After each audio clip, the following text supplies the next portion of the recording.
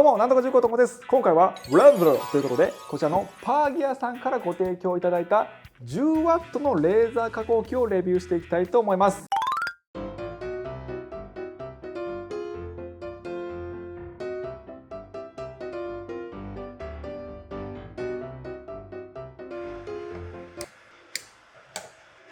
はい、組み立てが完了しました。第一印象としてはでかいって感じですね。横が 410mm、縦が 400mm あるんで、そこそこ大きいものをレーザー加工することができます。で、組み立て時間は普通にやって30分、ゆっくりやっても1時間ぐらいで組み立てできるんじゃないかなと思います。テスト加工もね、一応やったんですけど、普通に動いたし、やっぱりね、10W はパワーめっちゃ強いですね。10W って言うから勘違いされるんですけど、こいつそのものの消費電力が 10W しかないわけじゃないんですよ。そんなやばい機械じゃなくて、このレーザーの出力が 10W あるんですよ。レーザーだけで。レーザーストーム S10、この S10 が 10W っていう意味じゃないかなと思います。で、ここがコントロールボックスで電源ボタンとかリセットボタンとかあるんですけど、これがマジで嬉しい。これはね、非常停止ボタンって言って、押すだけで電源が落ちてくれるっていうものなんですけど、やっぱりね、高出力のレーザーを取り扱う上で、本当にやばいって時は絶対電源を落とさないといけないんですけど、これついてるのって 3D プリンターでも多分ほぼないと思います。これも全部の機械につけてほしいぐらいなんですけど、このね、非常停止ボタンあるのはもう本当に嬉しい。これもう押すだけで電源をしてくれるんで、作業者の立場からすると本当に安心して使えるんで、これはね、もうマジでめちゃくちゃいいポイントだと思います。で、あとは、タッチスクリーンがあります。なんかね、後ろにマグネットがついてて、ここにひっつくようになってるんですけど、この角度だとちょっと見えないから、僕はこうやって使ってますね。はい。で、軸としては、こっちが Y 軸、こうですね。で、こっちが X 軸の2軸で構成されています。Z 軸はですね、手動になります。焦点距離を合わせるところなんですけど、このね、ネジを緩めて、こうやって焦点距離を手動で合わせる。固定式っていうやつですね。なんで、波打ったようなものにレーザー加工とかをすることはできません。あくまでも平面が保証されているものをレーザー加工することができます。これがね、今実際にテストを行ったものなんですけど、やばくないですか、これ。これすごくない？ではまず手始めにこの犬を作っていきたいと思います。材料は木材で厚みは 2mm となっています。非常停止を解除して電源ポチ。でもこのまま作業することもできるんですけど、電源の突き立てっていうのはこのレーザーの位置がどこにいるかっていうのが分かってないんですね。なんで最初にホームボタンを押して原点復帰させてあげた方が僕はいいかなと思ってます。びっくりした。はい。ちょっと押し損ねましたね。多分上か右かどっちか押しちゃって、ホームボタンを押せてなかったですね。はい。で、ここがホームポジションですね。この機械の。X0、Y0 がここになります。で、次は読み込んだファイルを、の輪郭をね、なぞってあげます。このフレームってやつを押して、どういう動きをするか。この範囲内に、板を収めてくださいねっていうところを、教えてくれるんで、その通りに収めるように、この木の板を配置します。今のこのレーザーの高さだとフレームの位置がねちょっと分かりづらかったんで、先にレーザーのね焦点距離を合わせたいと思います。材料をまずこの鉄板の上に置いて、その次にこの付属の 2mm のアクリルの板を置いてから、このねネジを緩めてもらって、一番ベタっとつくところでネジを緩める。で、緩めた後はこの黒いプレートだけ取り外すと焦点距離を出すことができます。これをやってからフレームをね再確認した方がいいですね。一旦ホームポジション戻って、フレーム。この範囲内にこのレーザーの中心が来るように設定してあげます。だいぶずれてますね。結構難しいですよね、これ。センターっていうのを押すと、そのフレームの真ん中に来てくれるんで、これで合わせた方が僕はいいかと思います。フレームした後にセンターを押して、その座標のど真ん中を教えてくれるんで、ここからフレームやったら、多分、入ってくる。ほら。多分これがね、正しいやり方だと思いますよ。僕もね、あんまり分かってないんですけど。ちょっと段取り図のポイントを解説しておくと、材料はこのフレームに対して平行に配置しないといけません。例えばですね、これが材料で、これがね、フレームだとすると、こうなって段取りしてしまうと、この状態でレーザー加工されるんで、斜めに加工されます。なんで必ずこのフレームに対して平行になるように段取りしてください。あともう一点、加工機を真横から見たときに、レーザーが出るところは、この四角い箱のど真ん中ではないです。これね、差し見てもらうとわかるんですけど、だいたいこの四角の箱は43ミリぐらいあるんですけど、そのね、ど真ん中にね、シールが貼られてないと思います。だいたいね、端から18ミリとか19ミリぐらいのところにあるんで、この箱を目印にしてど真ん中に合わせてしまうと、上下にずれることになるので、そこら辺はね、個体差あるかもしれないですけど、ご注意ください。では、加工スタートします。ポチッ。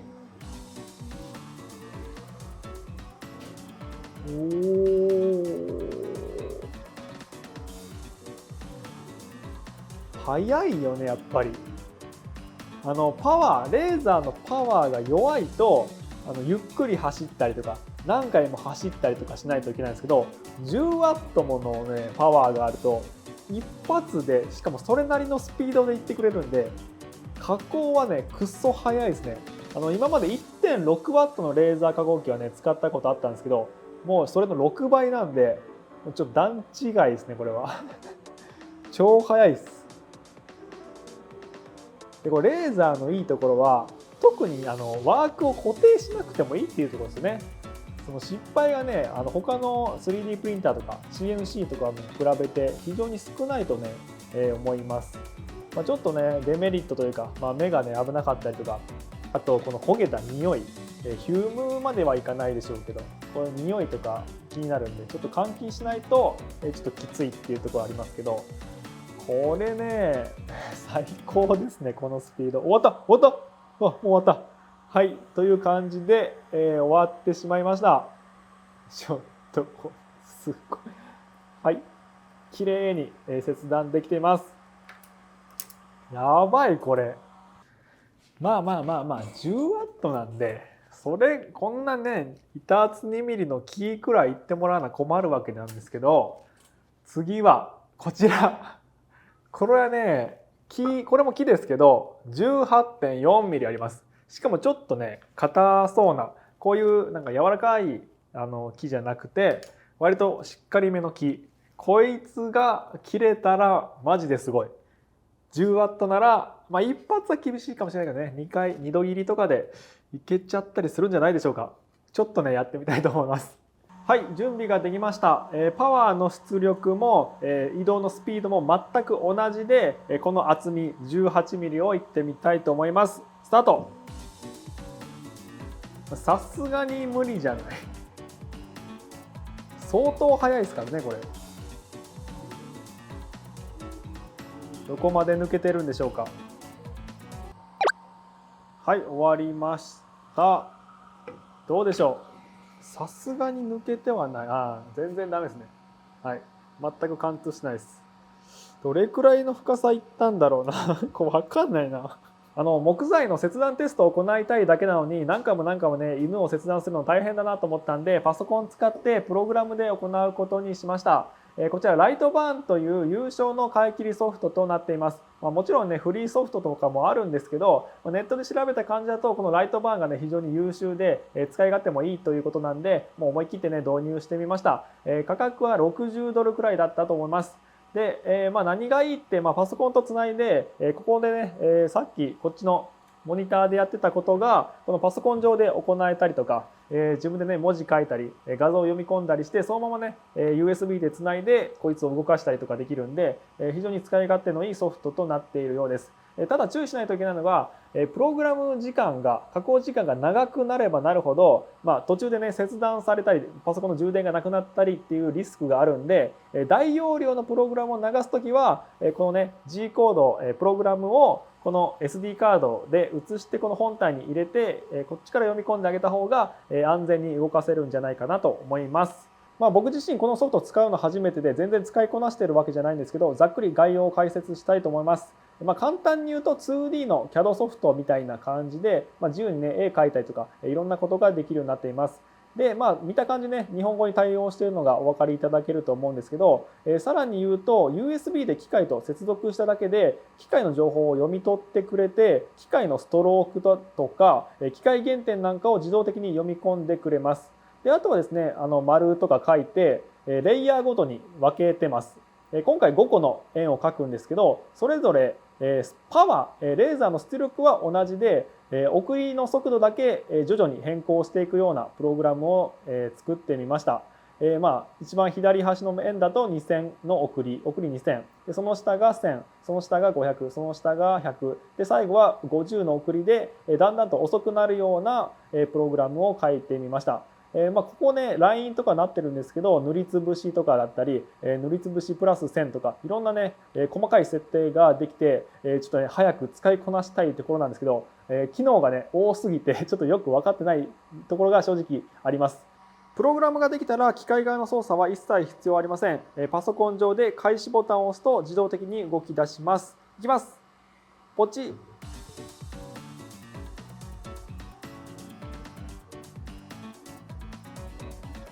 早いですね。今もう真ん中の送り500、はい、これが送り50、一番最後のやつですね。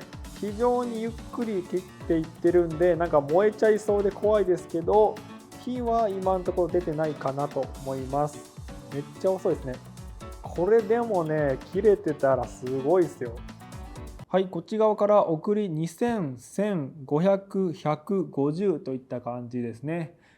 深さで言うと、これが多分1ミリ、1.5ミリぐらいかな。で、これが2ミリ。で、これが5ミリとかいってますよね。送り100か。で、この送り50のやつは結構いってます。10何ミリいってるけど、焦げがね、非常に目立ちますね。特にこの2つはちょっと。ただ、これ、あともう1回くらいいけば、もしかしたら切断できるかもしれないんで、ちょっと送り100で2パスでちょっといってみましょうか、これ。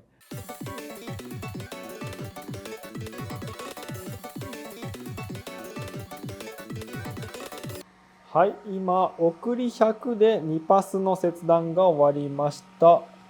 どうでしょう。あ、惜しいな。もうちょいですね。微妙。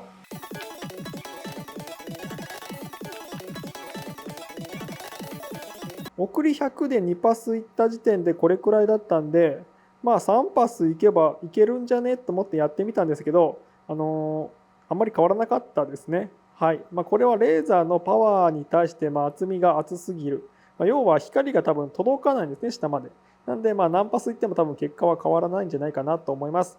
ただ12ミリ、この木の板で12ミリは切断できてるんで、これはね、やっぱ10ワットかなり強いと思います。うわー、ちょっと西日がすごいレーザー、今までちょっとね木材ばっかやってましたけど、10ワットクラスのレーザー加工機になると金属いけちゃいます。金属マーキング、これはねマジで嬉しいですよ。このステンレスとか鉄とかね、アルマイトされたアルミとか、余裕でいけちゃうらしいです。なんで、どういった時に使えるかって言ったら、キャンプグッズ、購入してキャンプグッズにマーキングしたりとか、自分の作ったものにマーキング、ナイフとかにねマーキングしたりとか、あとアップルさんで刻印マーキングのサービスとかやられてるんですけど、自宅でできちゃいますよ、これあれば。とりあえずステンレスやってみたいと思います。はい、ではステンレスにマーキングしていきます。木材と同じように置いてボタンポチするだけですね。マーキング剤などは一切必要ありません。で、データなんですけど、こちらの六角穴付きボルト用座繰り寸法表をステンレスの板にマーキングしていこうと思います。ポチ。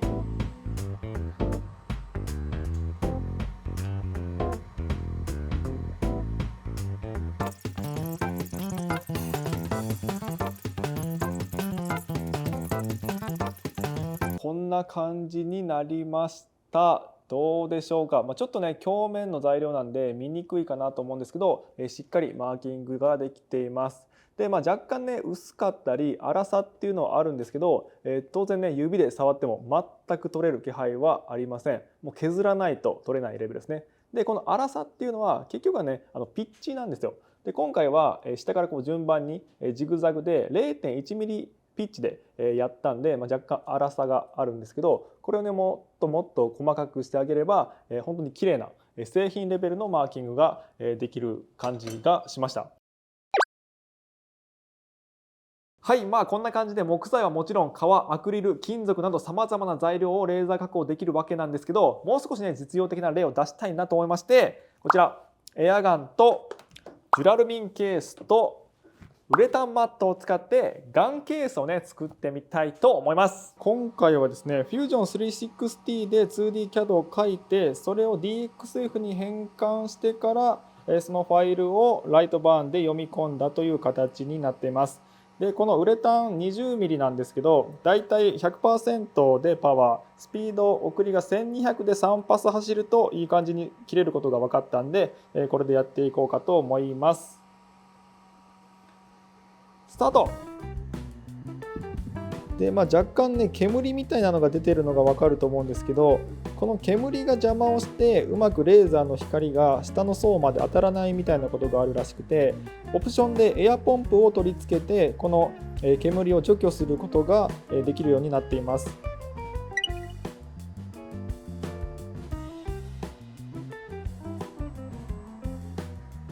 はい、完成しました。うわーすごい。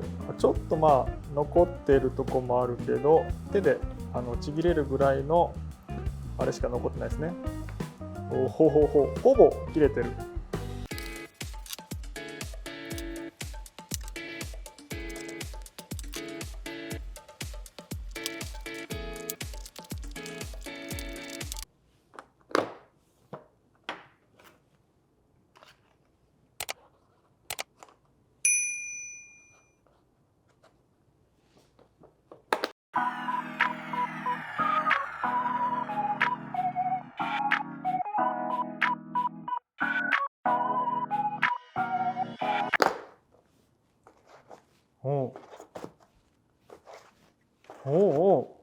いやめっちゃいいこれ最高。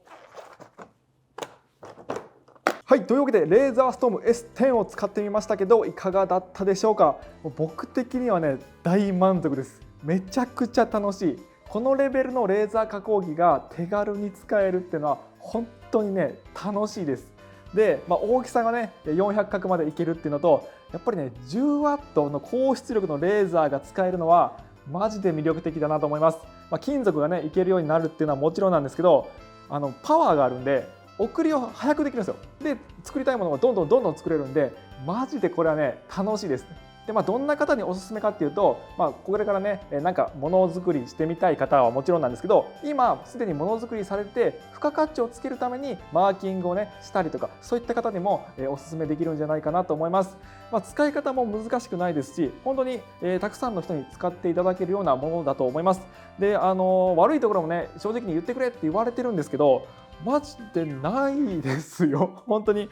強いて言うならこの日本語対応してくれたら、もうちょっと使い勝手いいのかなと思いますけど、このコントローラー使うことほぼなくて、パソコンでやると。